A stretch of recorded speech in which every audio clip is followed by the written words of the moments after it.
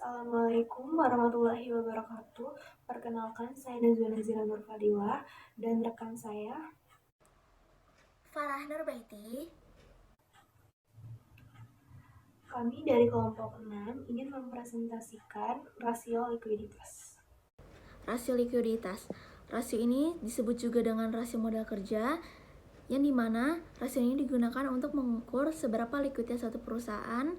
Dengan kata lain, rasio ini mengukur kemampuan perusahaan untuk memenuhi kewajiban jangka pendeknya dengan menggunakan aset-aset yang dimiliki. Rasio likuiditas memiliki berbagai tujuan dan manfaat penting bagi perusahaan. Pertama, rasio ini dapat mengukur perputaran kas perusahaan. Kedua, berfungsi sebagai alat perencanaan kas dan utang yang efektif. Ketiga, menjadi pemicu bagi manajemen untuk memperbaiki kinerja perusahaan. Keempat, mengukur kas yang tersedia untuk membayar utang. Lalu yang kelima, sebagai alat penilai kemampuan perusahaan bagi pihak eksternal seperti investor dan kreditur.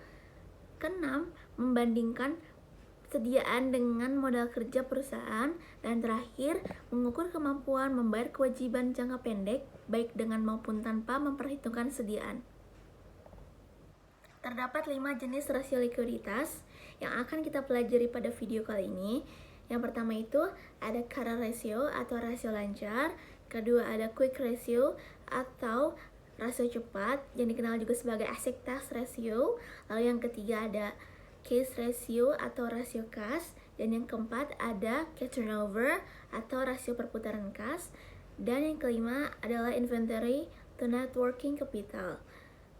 Nah, masing-masing rasio ini memiliki fungsi dan cara perhitungan yang berbeda dalam menganalisis likuiditas perusahaan. Kita akan bahas lebih lanjut tentang 5 jenis rasio ini. Mari kita mulai dengan rasio yang pertama, yaitu rasio lancar atau current ratio. Rasio lancar merupakan rasio untuk mengukur kemampuan perusahaan membayar kewajiban jangka pendek atau utang yang segera jatuh tempo pada saat ditagih. Rasio ini sangat penting untuk mengetahui apakah perusahaan mampu memenuhi kewajibannya dalam jangka pendek menggunakan aset lancar yang dimiliki. Berikut ini rumus untuk menghitung current rasio, yaitu aktiva lancar dibagi dengan utang lancar. Nah, semakin tinggi rasio ini, maka semakin baik kemampuan perusahaan dalam memenuhi kewajiban jangka pendeknya. Namun, rasio yang terlalu tinggi juga bisa mengindikasikan bahwa perusahaan tidak efisien dalam menggunakan aset lancarnya. Selanjutnya adalah rasio cepat atau quick ratio. Rasio cepat merupakan rasio uji cepat yang menunjukkan kemampuan perusahaan membayar kewajiban jangka pendek dengan aktiva lancar tanpa memperhitungkan nilai sediaan. Nah, mengapa persediaan tidak diperhitungkan? Karena persediaan dianggap sebagai aset lancar yang paling sulit dan lama untuk dikonversi menjadi kas.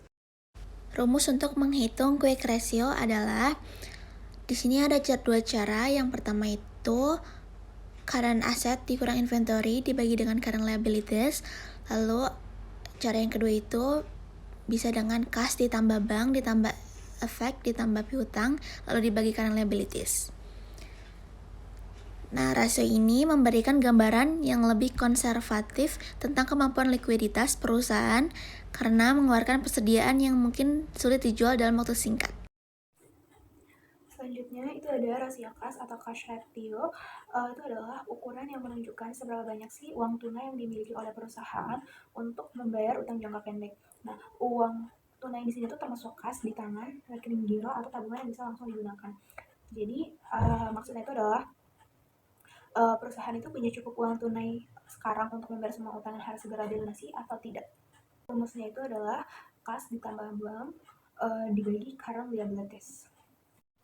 Selanjutnya ada rasio perputaran kas atau cash turnover. Itu digunakan untuk melihat seberapa cepat perusahaan itu menggunakan kas atau modal kerja untuk menjalankan kegiatan bisnisnya, seperti membayar tagihan dan mendanai penjualan.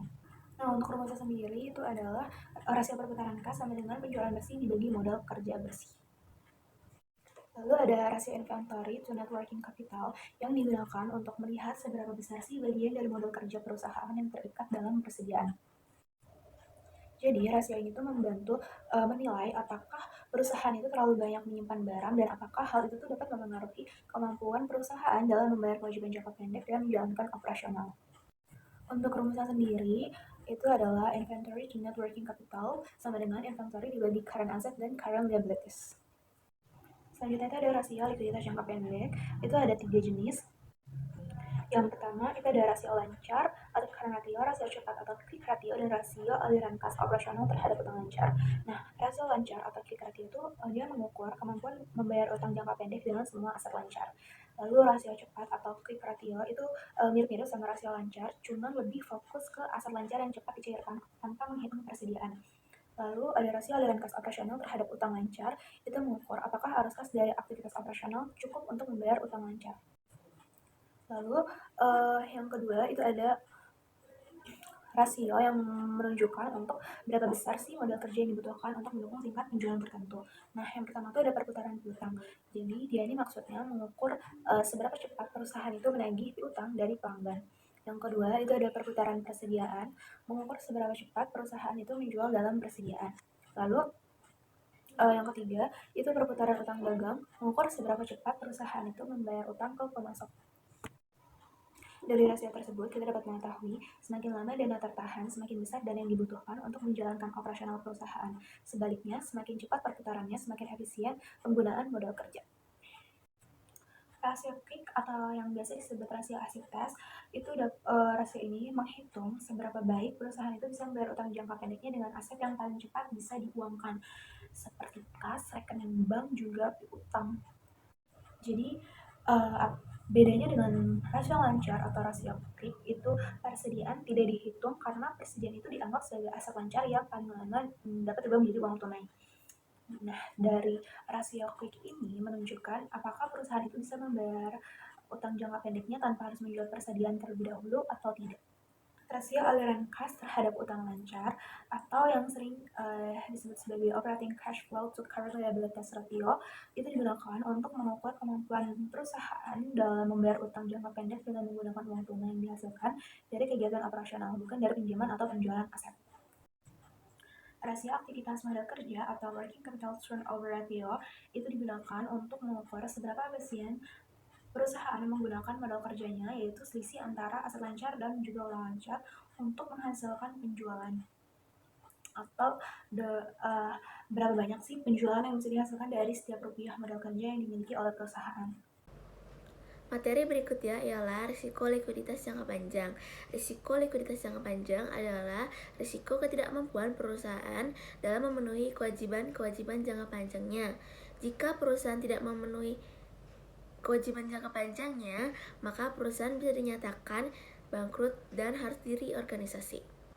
Untuk menganalisis rasio ini, kita akan mempelajari 4 jenis rasio utama, yaitu rasio utang atau debt ratio, rasio interest coverage atau kemampuan membayar bunga, lalu rasio aliran kas operasional terhadap total utang, dan yang terakhir rasio aliran kas terhadap pengeluaran modal. Mari kita mulai dengan rasio utang atau debt ratio. Rasio ini mengukur besarnya utang jangka panjang dalam struktur modal perusahaan. Untuk perhitungan rasio utang ini ada 4. Di sini saya akan membahas untuk rumus rasio utang jangka panjang terlebih dahulu, yaitu utang jangka panjang dibagi dengan utang jangka panjang ditambah modal saham. Lalu yang kedua, rasio utang modal saham, itu utang jangka panjang dibagi modal saham. Yang ketiga, rasio utang jangka panjang total aset, yaitu utang jangka panjang dibagi total aset. Lalu yang terakhir, yang keempat, rasio total utang total aset, yaitu total utang dibagi dengan total aset. Nah, semakin tinggi rasio ini, maka semakin besar risiko likuiditas jangka panjang yang dihadapi perusahaan. Selanjutnya adalah rasio interest coverage. Rasio ini mengukur berapa kali pendapatan sebelum bunga dan pajak bisa menutup bunga atau EBIT. Untuk perhitungan rasio ini yaitu rasio interest coverage sama dengan laba bersih ditambah biaya bunga ditambah pajak penghasilan lalu dibagi dengan biaya bunga. Rasio yang tinggi itu menunjukkan bahwa perusahaan memiliki kemampuan yang baik dalam membayar beban bunganya. Sebaliknya, rasio yang rendah mengindikasikan risiko likuiditas yang tinggi. Yang ketiga adalah rasio aliran kas terhadap total utang.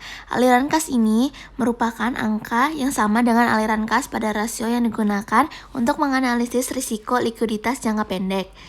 Untuk perhitungannya, yaitu rasio aliran kas terhadap total utang sama dengan aliran kas dari operasi kas dibagi dengan rata-rata total utang. Yang dimana rasio ini menunjukkan kemampuan perusahaan dalam menghasilkan kas dari operasional untuk membayar utang-utangnya. Terakhir adalah analisis rasio aliran kas terhadap pengeluaran modal. Besarnya aliran kas untuk menutup pengeluaran modal yang diperlukan untuk investasi, memelihara bangunan, dan membangun pabrik. Lalu untuk perhitungannya, yaitu rasio aliran kas operasional terhadap pengeluaran modal sama dengan aliran kas dari operasi dibagi dengan pengeluaran modal. Untuk analisis lebih mendalam, kita dapat menghitung rasio aliran kas operasional terhadap pengeluaran modal untuk segmen sama dengan aliran kas dari operasi segmen ditambah dengan depresiasi segmen lalu dibagi dengan pengeluaran modal segmen. Alternatif lain adalah aliran kas bisa didekati dengan rumus sederhana ini, yaitu aliran kas sama dengan laba bersih ditambah dengan depresiasi. Cukup sekian presentasi dari kelompok 6. Kurang lebihnya mohon maaf. Wassalamualaikum warahmatullahi wabarakatuh.